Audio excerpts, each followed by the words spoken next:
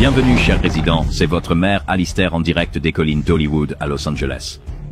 La guerre primitive sort enfin aux États-Unis et en Australie, mais le film répond-il aux attentes? Peut-il vraiment incarner l'alternative à Jurassic World tant attendu? Eh bien, j'ai été invité à l'avant-première sur le tapis rouge pour le découvrir. Et quelques réflexions à partager. Alors discutons pour savoir si ce film vaut la peine d'être vu ou s'il devrait disparaître à jamais. Il arrive pendant la guerre du Vietnam, en 1968. L'escouade Vautour, une unité de reconnaissance, est envoyée dans une vallée isolée pour secourir un peloton de bérets verts disparus. Ils découvrent bientôt que des dinosaures ramenés à la vie habitent la jungle, le résultat d'une expérience soviétique qui a mal tourné. Le film, écrit et réalisé par Luke Spark, est adapté du roman d'Ethan Peters. Ryan Quanten incarne le sergent-chef Ryan Baker, Tricia Helfer joue Sophia Wagner, Nick Weschler et Tilly Taylor, Jeremy Piven le colonel Amadeus Jericho et Anthony Ingruber, Gerald Keyes, aux côtés d'autres acteurs formant la légendaire Escouade Vautour, une équipe d'élite chargée de raids et de la libération de camps de prisonniers Viet Cong. Alors, qu'en ai-je pensé? Eh bien, je suis déjà un grand fan des films sur la guerre du Vietnam. Apocalypse Now est honnêtement mon choix pour le plus grand film jamais réalisé. Et j'ai même réalisé mon propre film sur le Vietnam à la fac. D'un autre côté, je suis obsédé par les dinosaures depuis toujours et je réclame un vrai film d'horreur avec des dinosaures depuis des années. Donc oui, ce film est un peu fait pour appuyer sur tous les boutons de mon cerveau, alors peut-être que je suis un peu biaisé parce que ce film a été fait pour moi. Le film commence directement dans le vif du sujet, vous emmenant au cœur de la jungle en pleine nuit. Alors que les bérets verts sont traqués, des éclairs illuminent les silhouettes des Utah Raptors qui les guettent, les yeux brillants dans l'obscurité, observant chacun de leurs mouvements. Dès ce moment, j'ai su que ce film me plairait et ces scènes sont pour moi le vrai point fort du film. Je vais parler directement des dinosaures car c'est clairement la raison pour laquelle on vient voir ce film. Leurs scènes sont elles aussi percutantes et violentes que le livre l'annonçait. Le film brille vraiment quand les dinosaures sont présents à l'écran. Leurs designs sont superbes, surtout les Deinonychus, avec leurs motifs de plumes très aviaires. Je sais que beaucoup, moi inclus, craignent que les dinosaures ressemblent à des clones de Jurassic World, surtout le T-Rex, mais après l'avoir vu, de nombreuses différences les rendent uniques. Le T-Rex est essentiellement une version plus grande du Rex de planète préhistorique. Honnêtement, le T-Rex volait la vedette à chaque apparition. Il est vraiment impressionnant. Il y a tellement de sang et de gore dans le film, et parfois c'est franchement choquant. Par exemple, la fille à côté de moi réagissait fortement au film, se couvrant les yeux à chaque attaque de dinosaure. Ce Quetzalcoatlus fait des choses horribles avec sa langue. C'est exagéré de toutes les bonnes manières, mais ça ne nuit jamais à l'histoire non plus.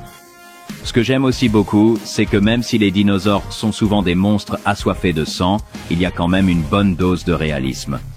On les voit dormir ou simplement vaquer à leurs occupations, se déplacer en troupeau ou brouter, simplement faire ce que font les dinosaures. Même le T-Rex a une famille dont il doit s'occuper, ce qui aide à le voir comme plus qu'un simple monstre. Il s'occupait de ses petits et les parents ont des interactions qui les font vraiment paraître comme de vrais animaux vivants et sensibles. J'ai ressenti de fortes vibrations du monde perdu, ce qui m'a beaucoup plu car cela les rend plus vivants. J'en viens donc aux effets spéciaux eux-mêmes. Je sais que beaucoup de gens s'inquiétaient qu'ils seraient mauvais à cause de certaines scènes dans la bande-annonce, mais je suis heureux de dire que dans l'ensemble, les effets spéciaux sont en fait plutôt bons. N'oubliez pas qu'il s'agit d'un film indépendant avec un budget bien inférieur à celui de Jurassic World, un point important à considérer pour juger ce type de production. Et avec cela en tête, le film est visuellement très impressionnant. Tous les dinosaures sont superbes, avec ou sans plumes, et il y en a un nombre impressionnant dans le film. Et je ne vais rien révéler, mais il y aura des moments où il y en aura vraiment des tonnes à l'écran en même temps, ce qui m'a vraiment impressionné. Il y a des moments dans le film qui auraient pu être mieux travaillés, il reste encore quelques plans qui auraient eu besoin d'être retouchés ou simplement de plus de temps de finition, car il détonne dans un film par ailleurs très réussi visuellement. Et je ne suis pas seulement impressionné par les effets spéciaux non plus, parce que il y a des décors vraiment énormes dans le film. Le poste militaire américain en particulier paraît immense. Et tout a été construit spécialement pour le film. Une grande partie du film se passe dans la jungle, mais le style permet généralement de voir les haches et dinosaures sans qu'ils soient totalement cachés par l'obscurité. Wade Muller, directeur de la photographie du film, fait un excellent travail en soulignant le chaos avec une caméra tremblante et en rendant les dinosaures immenses face aux soldats. Il apporte aussi une sorte de touche kitsch au film à laquelle je ne m'attendais honnêtement pas, utilisant beaucoup de zoom brusques sur les visages des personnages, ce qui donnait parfois une ambiance à la Sam Raimi et aidait à mettre en valeur les différentes réactions de chaque personnage face aux événements, même si cela peut parfois entrer en conflit avec le ton général, passant de l'horreur sombre à quelque chose de kitsch et de ridicule en quelques secondes. Parlons maintenant de ces nombreux personnages.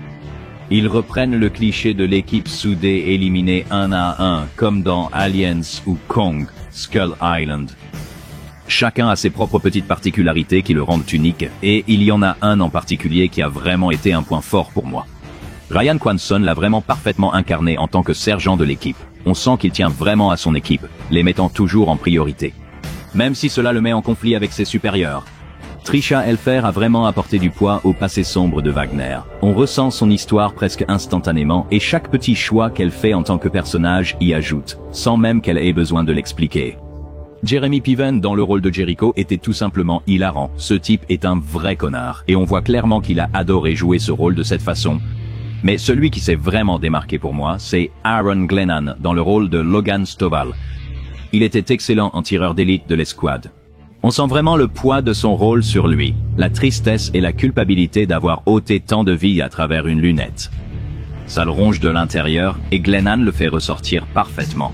Il y a un moment entre lui et Ryan Kwanting qui honnêtement m'a vraiment ému aux larmes. C'est puissant, il l'a très bien géré. Le reste, pour la plupart, est correct, chacun ayant ses petites particularités, mais ils servent surtout à donner quelque chose à manger aux dinosaures. Abordons le rythme, j'ai quelques réflexions à ce propos. Le film commence de façon incroyablement forte. Vous avez cette ouverture percutante avec les bérets verts, puis ça plonge directement dans cette ambiance classique de la guerre du Vietnam. Les UA survolent sur Fortunate Son pendant que l'escouade vautour attaque un camp Viet Cong avec des prisonniers de guerre. J'étais accro dès le début. Ça m'a donné exactement ce que je voulais. Un mélange d'action brutale de la guerre du Vietnam et d'horreur pure avec des dinosaures. On fait ensuite la connaissance des membres de l'escouade vautour, y compris un petit nouveau qui est d'ailleurs devenu l'un de mes préférés. On retrouve la camaraderie attendue d'une escouade au passé commun. On leur donne une mission et, peu après, ils sont largués en pleine jungle. Très vite, ils rencontrent les dinosaures. Le rythme effréné du premier acte te maintient en alerte. Ce que j'ai trouvé vraiment bien exécuté. Le deuxième acte devient cependant confus et manque de concentration. Le film présente aussi une équipe de soviétiques dans la jungle, mais leur but n'est vraiment précisé qu'à la fin, rendant leur apparition assez soudaine et brouillonne. Cela a simplement détourné l'attention de l'histoire dans laquelle nous étions déjà investis. Et l'escouade vautour passe simplement d'un endroit à l'autre sans réelle direction, il tombe sur Wagner, et il y a quelques scènes d'exposition assez lentes qui n'avaient pas vraiment besoin d'être là, et qui ont juste nui à la narration visuelle. C'est vrai pour beaucoup de l'écriture qui aurait juste nécessité plus de travail. Quand l'acte final réunit tout, le film retrouve sa concentration et offre ce que vous attendiez. Et ce climax, c'est de la folie pure, sans aucune retenue. Peu importe ce que vous pensez qui va se passer, multipliez-le par 100. C'était un chaos totalement démesuré et ça compensait tous les défauts précédents du film. À la fin, tout le monde applaudissait et criait, rendant l'expérience très appréciable pour moi. J'aimerais aborder beaucoup de sujets, mais je préfère éviter pour ne pas spoiler et vous laisser découvrir ce film sans révélation. J'ai beaucoup apprécié Primitive War. Ça vous donne exactement ce que les bandes annonces promettaient. Un film d'action-horreur exagéré, beaucoup d'hémoglobine et tous les clichés du Vietnam auxquels on peut s'attendre dans ce genre. Bien que le deuxième acte devienne confus et pourrait être raccourci au montage, j'étais tout de même très satisfait à la fin. Si le manque de dinosaures dans Jurassic World Rebirth vous a déçu, Primitive War est là pour y remédier. Ce film explosif rempli de rugissements de dinosaures offre armes, sang et tripes et tient sa promesse. Je donne à Primitive War 3,5 Fortunate Sons sur 5. Primitive War n'est peut-être pas parfait, mais si vous attendiez que les dinosaures fassent enfin à nouveau peur, ce film est fait pour vous. Mais si vous avez déjà vu le film, qu'en avez-vous pensé? Dites-le nous dans la section des commentaires ci-dessous. N'oubliez pas d'aimer cette vidéo si vous voulez plus de vidéos sur Primitive War, de vous abonner et de croquer le bouton de notification pour devenir un habitant de Dungerville dès aujourd'hui et de nous donner un énorme pouce en l'air de la taille de Godzilla. J'étais Alistair et on se retrouve dans la prochaine vidéo, chers habitants.